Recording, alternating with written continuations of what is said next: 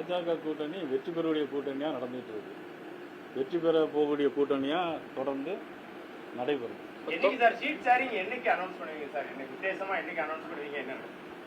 மத்திய அமைச்சர் திரு பியூஷ் கோயல்ஜி நாளைக்கு சென்னைக்கு வர்றாங்க. நாளைக்கு வந்த பிறகு நாங்கள் அது இங்கே வச்சு பேச்சுவார்த்தை பேசுவோம். திமுக கூட்டணி சொல்லும்போது அதிமுக கூட்டணி அடிமை கூட்டணியா இருக்கு. எதை எடுத்தாலும் முடிவு டெல்லியில் செய்ய வேண்டியதா இருக்கு. டெல்லியிலேயே முகாமிட்டு தான் தமிழகத்தோட நிலைமை இருக்கக்கூடிய சூழ்நிலை. திமுக தலைவர் கூட எல்லாருமே நமது முதலமைச்சருக்கு ஒரே பயம், டெல்லினாலே ஒரு நடுக்கம். டெல்லினாலே இங்கே கில்லியாக நடுங்கிட்டு இருக்காரு முதலமைச்சர். ஏன் அப்படின்னு தெரியல. அதாவது எங்களுடைய கூட்டணி நாங்கள் பெங்களூர்லேயும் பேசுவோம், டெல்லியிலையும் பேசுவோம், தமிழ்நாட்டிலையும் நாளைக்கு தமிழ்நாடு இனிமேல் தான் பேச போகிறோம். இவங்க நாங்கள் பேசிட்டதாகவே முடிவு பண்ணி நம்மளுடைய முதலமைச்சர், திமுக நம்மளுடைய நண்பர்கள் எல்லாமே ஒரு பயத்தில் போய் நடுங்கி போய் இருக்கிறாங்க. அதனால தான் எங்களை பற்றி பேசிகிட்டே இருக்காங்க. அவங்க கவலைப்பட வேண்டியது மக்களை பற்றி கவலைப்படணும். மக்களுக்கு நாங்கள் இதை செஞ்சுருக்கோம், 523 அதெல்லாம் 500க்கு மேலே தேர்தல் வாக்குறுதி சொன்னோம், அதெல்லாம் நிறைவேற்றிட்டோம், நாங்கள் சொத்து வரியை கூட்டலை, 300 மடங்கு சொத்து வரியை நாங்கள் கூட்டலை, மக்கள்கிட்ட வந்து கேட்கணும். மின் கட்டணத்தை கூட்டலை, மக்கள்கிட்ட வந்து கேட்கணும். மின் கட்டணத்தை 2 மாதத்துக்கு ஒருக்கா நாங்கள் கணக்கெடுப்போம்னு சொன்னோம், நாங்கள் செய்யலை அப்படிங்கிறது மக்கள்கிட்ட வந்து சொல்லணும். இதை விட்டு போட்டு டெல்லி அப்படின்னா அதுல என்ன அர்த்தம் இருக்குன்னே தெரியல. புதிதா வந்து 5வது அணி ராமதாஸ் மற்றும் சசிகலா அவங்க சேர்ந்து உருவாக்கியிருக்க இந்த அணி என்னத்தை, அதாவது எந்த ஒரு தாக்கத்தை ஏற்படுத்தும் தமிழக தேர்தலில்? அதாவது வந்து இது வந்து இந்தியா சுதந்திர நாடு. நாளைக்கு நீங்களே கூட கட்சி ஆரம்பிக்கலாம். இந்த டிவி இந்த மைக்கை தூக்கி விட்டுட்டு நாளைக்கு ஒரு கட்சி ஆரம்பிச்சா நீங்களும் ஒரு அணியா சேர்ந்துடலாம். இதுல இந்த ஒரு டிவி பேர் சொல்லல, இந்த டிவி அந்த டிவியும் சேர்த்து கூட கட்சி ஆரம்பிச்சு நாளைக்கு ஒரு பேச்சுவார்த்தை நடத்தா 6வது கூட்டணியா போயிடும். இப்ப வெயில் தாக்கம் அதிகமா இருக்கு, அவ்வளவுதான். தமிழகத்துல பாஜகவால தனித்து ஒரு தொழிலும் ஜெயிக்க முடியாதுன்னு ஓபிஎஸ் பேசியிருக்காரு. தமிழ்நாட்டில் பாஜக ஆட்சி சவாலான காரியம். வரக்கூடிய தேர்தலில் அதிமுக பாஜக கூட்டணி படுதோல்வியை சந்திக்கிற மாதிரி ஓபிஎஸ் கருத்தாரு. எங்க அண்ணன் ஏன் கட்சி ஆரம்பிக்கலன்னு இப்பதான் தெரியுது. எங்க அண்ணன் மேல ரொம்ப மதிப்பு மரியாதையும் வச்சிருக்கோம். புரட்சித் தலைவர் அம்மான்னு சொல்லிட்டு இப்போ ஒரு இடத்துல போய் சேர்ந்திருக்காரு. அவரு அதை சொல்றது சரியா இருக்குமான்னு எனக்கு தெரியல. பாஜகவின் தேர்தல் அறிக்கை எப்போ வெளியாகுது? முக்கியமான அம்சம் அப்படிங்கிறது எப்படி இருக்கும்? பொறுத்திருந்து பாருங்க. நாளைக்கு மத்திய அமைச்சர் வராரு. அதனைத் தொடர்ந்து தேர்தல் அறிக்கைங்கிறது ஏற்கனவே அதிமுகவில் தேர்தல் அறிக்கை எல்லாம் அறிவிச்சிருக்கிறாங்க.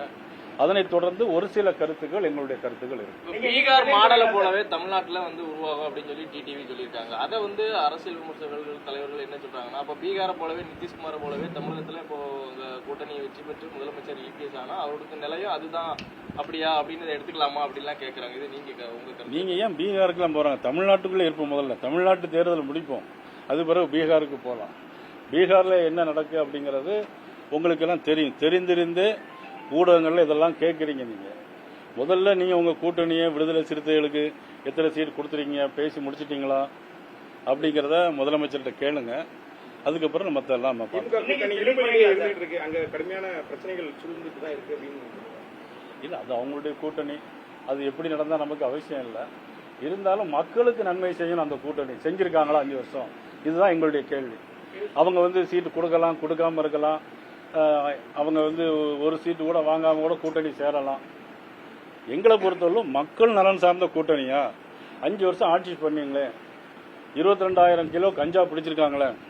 நம்ம பக்கத்தில் விளாத்திக்குளத்தில் ஒரு பெண்ணை +2 படிக்கிற மாணவிய ஏற்கனவே பெயிலில் இருந்திருக்கான். அவனுக்கு பரோலில் கையெழுத்து போட்ட கொடுத்தது யாரு? அவன் பரோலில் வந்திருக்கிறான். பரோலில் வருவதற்கு கையெழுத்து போட்ட யார் கொடுத்தாங்க? எப்படி பரோலில் வந்தாரு? அவன் ஏன் அங்கே ஊருக்கு வந்தான்? எவ்வளவு கஞ்சா வச்சிருந்தான்? கஞ்சா சாப்பிட்டதுனால தான் அந்த பெண்ணை அந்த பெண்ணுடைய உடல்ல மறைமுகமான இடத்துல 14 இடங்கள்ல சேதப்படுத்திருக்கிறான்.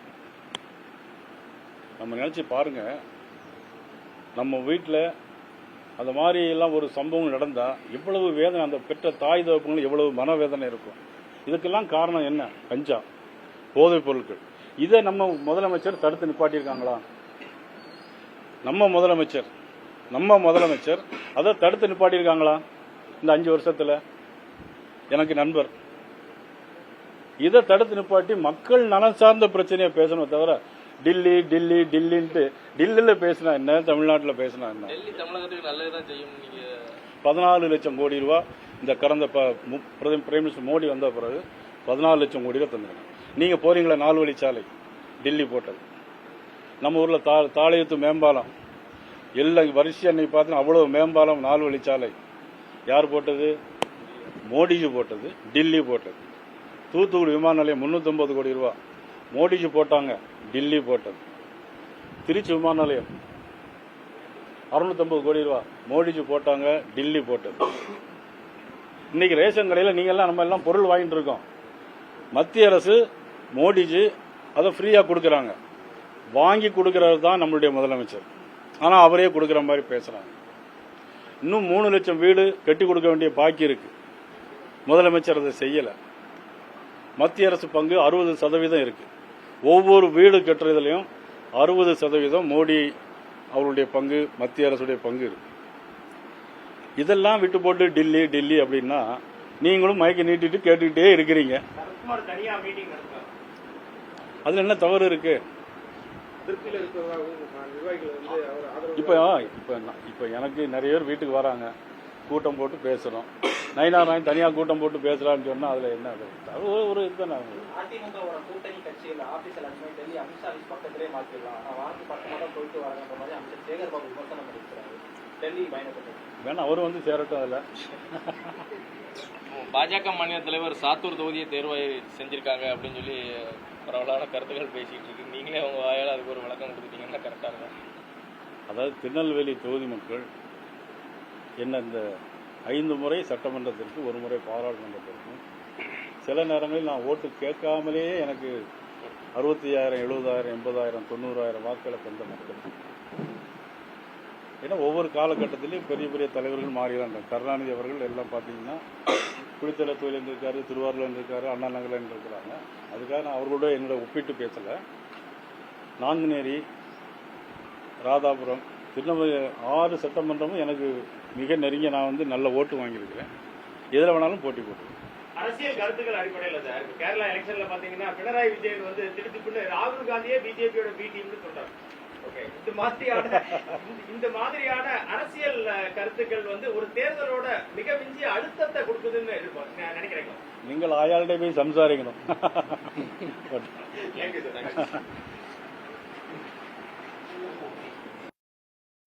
டிடிவி தினகரன், பாஜக கூட்டணியில என்ன நடக்குது? பாஜக கூட்டணி வெற்றி பெறக்கூடிய கூட்டணியா நடந்துட்டு இருக்கு. வெற்றி பெற போகக்கூடிய கூட்டணியா தொடர்ந்து நடைபெறும். என்னைக்கு சார் சீட் ஷேரிங் என்னைக்கு அனௌன்ஸ் பண்ணுவீங்க சார்? என்ன விசேஷமா என்னைக்கு அனௌன்ஸ் பண்ணுவீங்க? என்ன மத்திய அமைச்சர் திரு பியூஷ் கோயல்ஜி நாளைக்கு சென்னைக்கு வர்றாங்க. நாளைக்கு வந்த பிறகு நாங்கள் அது இங்கே வச்சு பேச்சுவார்த்தை பேசுவோம். நேற்று திமுக கூட்டணி சொல்லும்போது அதிமுக கூட்டணி அடிமை கூட்டணியா இருக்கு, எதை எடுத்தாலும் முடிவு டெல்லியில் செய்ய வேண்டியதா இருக்கு. டெல்லியிலேயே முகாமிட்டு தான் தமிழகத்தோட நிலைமை இருக்கக்கூடிய சூழ்நிலை. திமுக தலைவர் கூட எல்லாருமே திமுக. நமது முதலமைச்சருக்கு ஒரே பயம், டெல்லினாலே ஒரு நடுக்கம். டெல்லினாலே இங்கே கில்லி கில்லியாக நடுங்கிட்டு இருக்காரு முதலமைச்சர். ஏன் அப்படின்னு தெரியல. அதாவது எங்களுடைய கூட்டணி நாங்கள் பெங்களூர்லேயும் பேசுவோம், டெல்லியிலையும் பேசுவோம், தமிழ்நாட்டிலையும் நாளைக்கு தமிழ்நாடு இன்னும் தான் பேச போகிறோம். இவங்க நாங்கள் பேசிட்டதாகவே முடிவு பண்ணி நம்மளுடைய முதலமைச்சர், திமுக, நம்மளுடைய நண்பர்கள் எல்லாமே ஒரு பயத்தில் போய் நடுங்கி போய் இருக்கிறாங்க. அதனால தான் எங்களை பற்றி பேசிகிட்டே இருக்காங்க. அவங்க கவலைப்பட வேண்டியது மக்களை பற்றி கவலைப்படணும். மக்களுக்கு நாங்கள் எதை செஞ்சுருக்கோம், 523 அதெல்லாம் 500க்கு மேலே தேர்தல் வாக்குறுதி சொன்னோம், அதெல்லாம் நிறைவேற்றிட்டோம். நாங்கள் சொத்து வரியை கூட்டலை, 300 மடங்கு சொத்து வரியை நாங்கள் கூட்டலை, மக்கள்கிட்ட வந்து கேட்கணும். மின் கட்டணத்தை கூட்டலை, மக்கள்கிட்ட வந்து கேட்கணும். மின் கட்டணத்தை 2 மாதத்துக்கு ஒருக்கா நாங்கள் கணக்கெடுப்போம்னு சொன்னோம், நாங்கள் செய்யலை அப்படிங்கிறது மக்கள்கிட்ட வந்து சொல்லணும். இதை விட்டு போட்டு டில்லி டில்லி டில்லி அப்படின்னா அதுல என்ன அர்த்தம் இருக்குன்னே தெரியல. புதிதா வந்து 5வது அணி ராமதாஸ் மற்றும் சசிகலா அவங்க சேர்ந்து உருவாக்கி இருக்க இந்த அணி என்னத்தை, அதாவது எந்த ஒரு தாக்கத்தை ஏற்படுத்தும் தமிழக தேர்தலில்? அதாவது வந்து இது வந்து இந்தியா சுதந்திர நாடு. நாளைக்கு நீங்களே கூட கட்சி ஆரம்பிக்கலாம். இந்த டிவி இந்த மைக்கை தூக்கி விட்டுட்டு நாளைக்கு ஒரு கட்சி ஆரம்பிச்சா நீங்களும் ஒரு அணியா சேர்ந்துடலாம். இதுல இந்த ஒரு டிவி பேர் சொல்லலை, இந்த டிவி அந்த டிவியும் சேர்த்து கூட கட்சி ஆரம்பிச்சு நாளைக்கு ஒரு பேச்சுவார்த்தை நடந்தா 6வது கூட்டணியாக போயிடுது. அஞ்சாவது கூட்டணி தாக்கம் இருக்குமா நீங்க? இப்போ வெயில் தாக்கம் அதிகமாக இருக்கு, அவ்வளோதான். சார், தமிழகத்துல பாஜகவால தனித்து நின்று ஒரு தொகுதியில் ஜெயிக்க முடியாதுன்னு ஓபிஎஸ் மாதிரி பேசியிருக்காரு.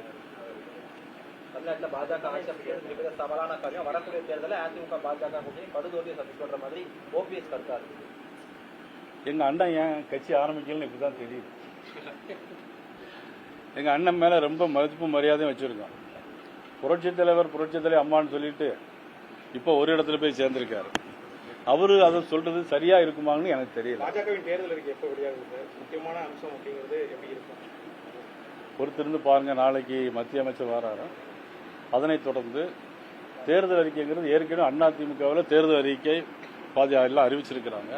அதனைத் தொடர்ந்து ஒரு சில கருத்துக்கள் எங்களுடைய கருத்துக்கள் இருக்கு. பீகார் மாடலை போலவே தமிழ்நாட்டில் வந்து உருவாகும் அப்படின்னு சொல்லி டிடிவி சொல்லியிருக்காங்க. அதை வந்து அரசியல் விமர்சகர்கள் தலைவர்கள் என்ன சொல்றாங்கன்னா, அப்ப பீகாரை போலவே நிதிஷ்குமாரை போலவே தமிழகத்துல இப்போ கூட்டணியை வெற்றி பெற்று முதலமைச்சர் இபிஎஸ் ஆனா அவருக்கு நிலையும் அதுதான் அப்படியா அப்படின்னு எடுத்துக்கலாமா அப்படிலாம் கேட்கறாங்க. இது நீங்க உங்க கருத்து? நீங்க ஏன் பீகாருக்குலாம் போறாங்க? தமிழ்நாட்டுக்குள்ளே இருப்போம். முதல்ல தமிழ்நாட்டு தேர்தல் முடிப்போம், அது பிறகு பீகாருக்கு போகலாம். பீகார்ல என்ன நடக்கு அப்படிங்கிறது உங்களுக்கு எல்லாம் தெரியும். தெரிந்திருந்தே ஊடகங்கள்ல இதெல்லாம் கேட்குறீங்க. நீங்க முதல்ல நீங்க உங்க கூட்டணியை விடுதலை சிறுத்தைகளுக்கு எத்தனை சீட் கொடுத்துருக்கீங்க, பேசி முடிச்சிட்டீங்களா அப்படிங்கிறத முதலமைச்சர்கிட்ட கேளுங்க. அதுக்கப்புறம் மற்ற எல்லாம் அங்க கடுமையான பிரச்சனைகள் சூழ்ந்துட்டு தான் இருக்கு அப்படின்னு இல்ல, அது அவங்களுடைய கூட்டணி. அது எப்படி நடந்தா நமக்கு அவசியம் இல்லை. இருந்தாலும் மக்களுக்கு நன்மை செய்யணும். அந்த கூட்டணி செஞ்சிருக்காங்களா 5 வருஷம்? இதுதான் எங்களுடைய கேள்வி.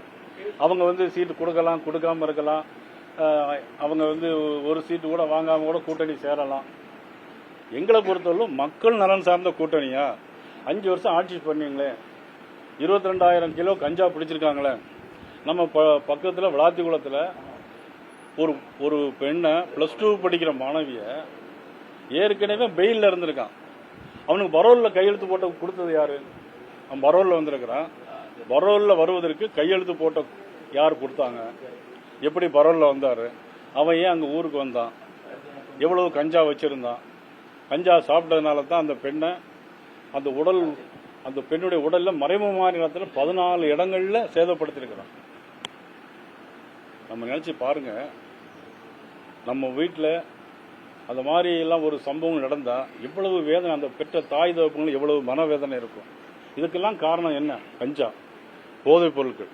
இதை நம்ம முதலமைச்சர் தடுத்து நிப்பாட்டியிருக்காங்களா? நம்ம முதலமைச்சர் அதை தடுத்து நிப்பாட்டியிருக்காங்களா இந்த 5 வருஷத்துல? எனக்கு நண்பர் இதை தடுத்து நிப்பாட்டி மக்கள் நலன் சார்ந்த பிரச்சனையை பேசணும் தவிர டில்லி டில்லி டில்லின்ட்டு டில்லியில் பேசினா என்ன, தமிழ்நாட்டில் பேசினா என்ன? தமிழகத்துக்கு நல்லதுதான் செய்யும். நீங்க 14 லட்சம் கோடி ரூபாய் இந்த கடந்த பிரைம் மினிஸ்டர் மோடி வந்த பிறகு 14 லட்சம் கோடி ரூபாய் தந்துருக்காங்க. நீங்க போறீங்களா 4 வழிச்சாலை டில்லி போட்டது. நம்ம ஊர்ல தாளையத்து மேம்பாலம் எல்லாம் வரிசையா நீ பார்த்தா அவ்வளவு மேம்பாலம் 4 வழிச்சாலை யார் போட்டது? மோடிஜி போட்டது, டில்லி போட்டது. தூத்துக்குடி விமான நிலையம் 350 கோடி ரூபாய் மோடிஜி போட்டாங்க, டில்லி போட்டது. திருச்சி விமான நிலையம் 650 கோடி ரூபாய் மோடிஜி போட்டாங்க, டில்லி போட்டது. இன்னைக்கு ரேஷன் கடையில் நீங்க எல்லாம் நம்ம எல்லாம் பொருள் வாங்கிட்டு இருக்கோம். மத்திய அரசு மோடிஜி அதை ஃப்ரீயா கொடுக்கறாங்க. வாங்கி கொடுக்கறது தான் நம்மளுடைய முதலமைச்சர். ஆனா அவரே கொடுக்கற மாதிரி பேசுறாங்க. இன்னும் 3 லட்சம் வீடு கட்டி கொடுக்க வேண்டிய பாக்கி இருக்கு. முதலமைச்சர் அதை செய்யல. மத்திய அரசு பங்கு 60% இருக்கு. ஒவ்வொரு வீடு கட்டுறதுலயும் 60% மோடி அவருடைய பங்கு, மத்திய அரசுடைய பங்கு இருக்கு. இதெல்லாம் விட்டு போட்டு டில்லி டில்லி அப்படின்னா நீங்களும் மயக்க நீட்டிட்டு கேட்டுக்கிட்டே இருக்கிறீங்க. அதுல என்ன தவறு இருக்கு? இப்ப எனக்கு நிறைய பேர் வீட்டுக்கு வராங்க, கூட்டம் போட்டு பேசுறோம். நயினாராயன் தனியா கூட்டம் போட்டு பேசுறான்னு சொன்னா அதுல என்ன ஒரு இதுதானே. அதிமுக கூட்டணி கட்சியில் ஆபீஸ் டெல்லி அமித்ஷா பக்கத்திலே மாற்றிடலாம். ஆனா வாரத்துக்கு 10 மாதம் போயிட்டு வராங்க மாதிரி அமைச்சர் சேகர் பாபு விமர்சனம் பண்ணிருக்கிறாரு. டெல்லி பயணப்பட்டது வேணா அவரு வந்து சேரட்டும். அதுல பாஜக மாநில தலைவர் சாத்தூர் தொகுதியை தேர்வை செஞ்சிருக்காங்க அப்படின்னு சொல்லி பரவலான கருத்துக்கள் பேசிட்டு இருக்கு. நீங்களே உங்க வாயால் அதுக்கு ஒரு விளக்கம் கொடுத்தீங்கன்னா கரெக்டா இருக்கும். அதாவது திருநெல்வேலி தொகுதி மக்கள் என்ன இந்த 5 முறை சட்டமன்றத்திற்கு, 1 முறை பாராளுமன்றத்திற்கும் சில நேரங்களில் நான் ஓட்டு கேட்காமலேயே எனக்கு 65,000, 70,000, 80,000, 90,000 வாக்குகளை தந்த மக்கள். ஏன்னா ஒவ்வொரு காலகட்டத்திலையும் பெரிய பெரிய தலைவர்கள் மாறி தான் இருந்தாங்க. கருணாநிதி அவர்கள் எல்லாம் பார்த்தீங்கன்னா குளித்தலை தொழில் இருக்காரு, திருவாரூரில் இருக்காரு, அண்ணா நகரில் இருக்கிறாங்க. அதுக்காக நான் அவர்களோட என்னோட ஒப்பிட்டு பேசலை. நாங்குநேரி, ராதாபுரம், திருநெல்வேலி 6 சட்டமன்றமும் எனக்கு மிக நெருங்கிய நான் வந்து நல்ல ஓட்டு வாங்கியிருக்கிறேன். எதில் வேணாலும் போட்டி போட்டுருவேன். அரசியல் கருத்துக்கள் அடிப்படையில் சார் இப்ப கேரளா எலெக்ஷன்ல பாத்தீங்கன்னா பினராயி விஜயன் வந்து திருப்பி ராகுல் காந்தியே பிஜேபியோட பி டீம்னு சொல்றாரு. ஓகே, இந்த மாதிரியான அரசியல் கருத்துக்கள் வந்து ஒரு தேர்தலோட மிக மிஞ்சிய அழுத்தத்தை கொடுக்குதுன்னு நினைக்கிறேன். நீங்கள் ஆயாள்கிட்ட போய் சம்சாரிக்கணும். Thank you sir.